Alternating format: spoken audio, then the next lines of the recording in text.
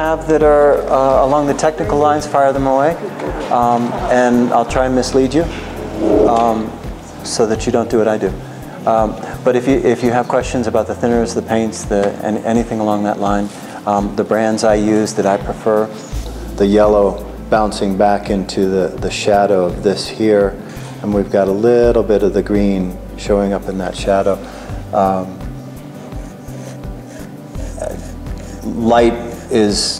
The light sources are really everything. We think of lights as being, this is the source, but a lot of things are bouncing around inside there. Reflections all over, and everything becomes a light source.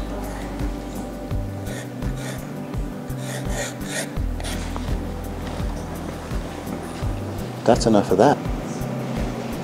The cut areas are important for me to get a sense of. We'll be working basically a very fast version. I may spend a day playing around with this area here, the cut areas, and that would be the first thing that I would dive into on a painting like this, so that as it shifts and changes, it's not gonna, I'm okay with it, because I can come back tomorrow morning, that will have all shriveled up, and yet I can still have the rest of it I can finish off, and it'll give the appearance of a freshly cut piece of fruit. Painting outside is painting en plein air. Is a wonderfully humbling experience. You get to bond with nature and bugs and things like that. And the speed of the painting becomes a crucial element, because you're capturing just one moment in time.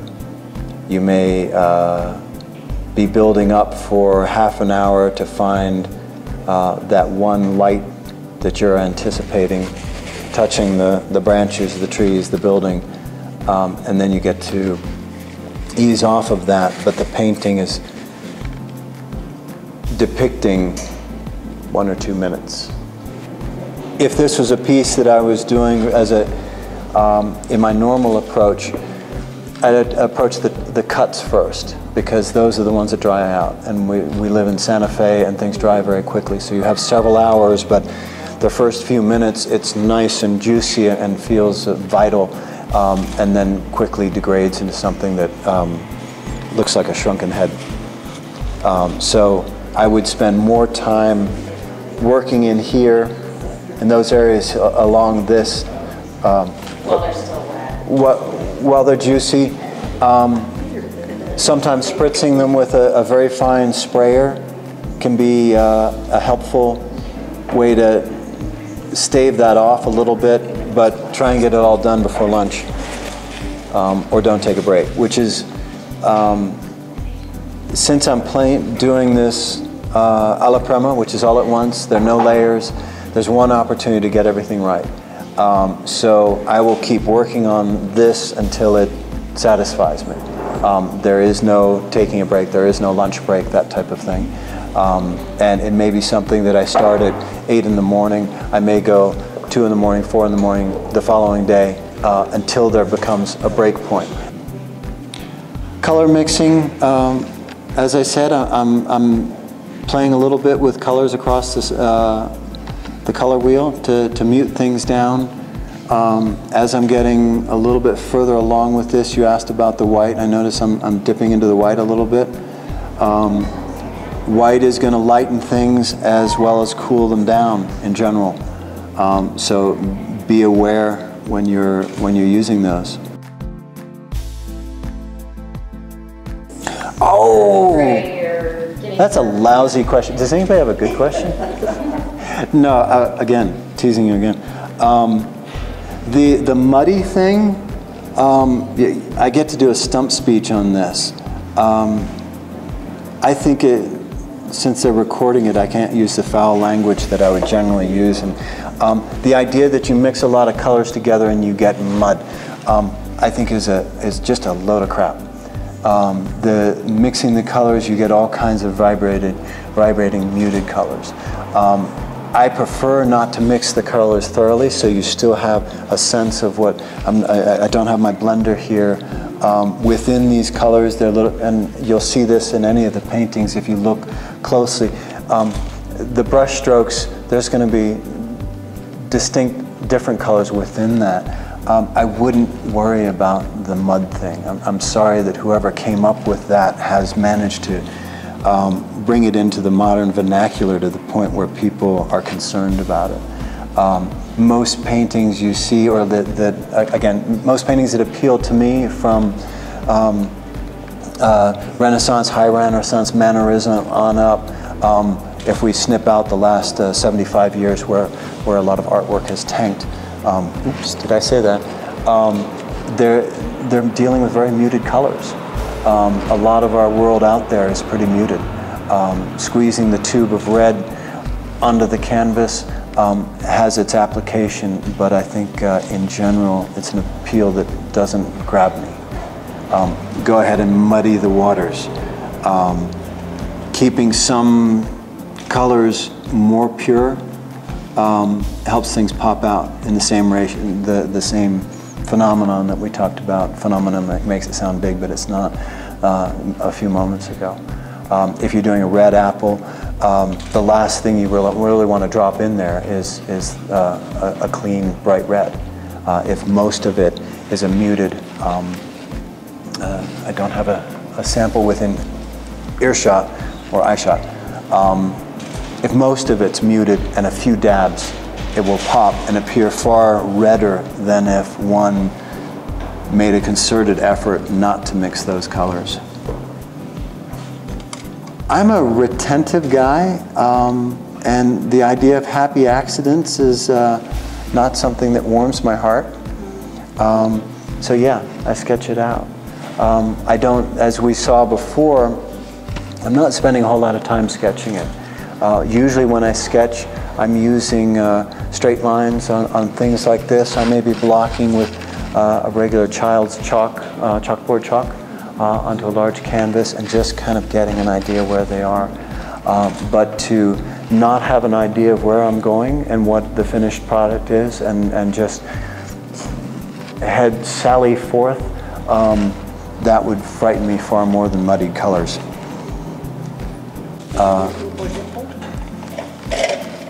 I don't know how much that you can see. A softer edge where we can create the illusion of depth with those edges. Do I have examples? I don't have my glasses on, so I can't point out examples. When we're done, or if anybody wants to wander around and look at the still lives there, you'll see that on the edges and things that are far away, I blurred them a little bit more, a receding edge, in order to capture that. We have the photography is a great example of that, but our eyes, one of the, in general, if we're looking here, that's going to be foggy. One of the problems we have as artists is we look all over everywhere and everything is in an equal amount of sharpness. So we're kind of coming back in here and highlighting some of that, highlighting it by knocking it back. I would make the edges on this chunk of fruit in the right here, I'd make them a little sharper. I might soften that edge, but not as much as I'd soften it back in there. I'm a fan of those foggy edges. There are those out there that do that very well, and it's a finesse thing that I admire. When I see paintings where they haven't taken that into account, I think that the artist has often missed an opportunity. I'm going back in on this particular edge to try and, since I've softened that one a bit, I'm doing the reverse by tightening up this edge here to bring it forward a little bit more. Oops. I'm sorry? I said it really did go shoulder. It's like 3D.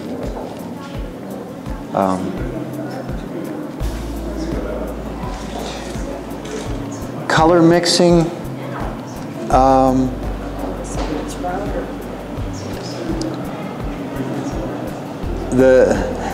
The secrets to color mixing, the secrets to flesh tones. You heard it here, maybe not first, but you heard it here again. I strongly believe it has nothing to do with remembering formulas. It has everything to do with looking carefully. The subtleties and shifts in colors, it's just a matter of looking at it. And if somebody is selling a pack of paints that are skin tones, I would steer away with enthusiasm because it's more likely to keep you from seeing those colors if you're trying to pick the lemon peel yellow and put it in the lemon peel. It is, in my, and we're simplifying this, again, just doing a quickie sample. To my eye, the darks that are in here are darker. As you come in here, there's more light reflecting off the dust and things on this right here. You still have the reflections, but you don't have this black, to my eye, from my angle, isn't as dark. I think that, again, kind of a personal deal. If you paint still lifes, whatever, grab something that sings to you. Find something of interest, not necessarily something that was of interest to another artist. So frequently we also see the lemons that have been carefully carved in a circle, so you have the nice winding peel directly from the Dutch masters. They did that. We don't carve our lemons like that, but the artists will carve that to look like. Think about what relates to your world. Maybe that's something you want to do as an experiment to try out what they're doing. But I would encourage you to find something else. What is it that you think is cool? What is it when you look at that? Maybe it's something from Home Depot. Maybe it's an old family heirloom. But pick something that gives you a thrill. I'm off my soapbox. Sorry, I digressed. My one-man attempt to get rid of that horse.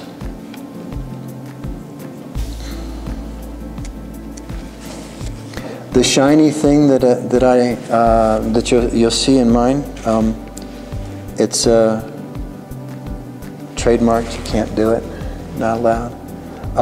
This was an inadvertent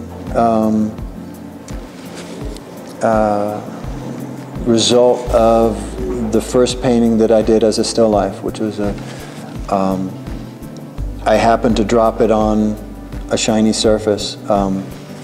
That it was this board, and I didn't intend, it was the piece of board that was kicking around in the studio, and I was not spending a whole lot of time looking for the perfect board. I was just grabbing it. And I liked what it did. I liked that effect. So that may also be something that, you know, whether it's a piece of lace that you happen to put in there, a piece of wood, something that it may be inadvertent, but turn into something that's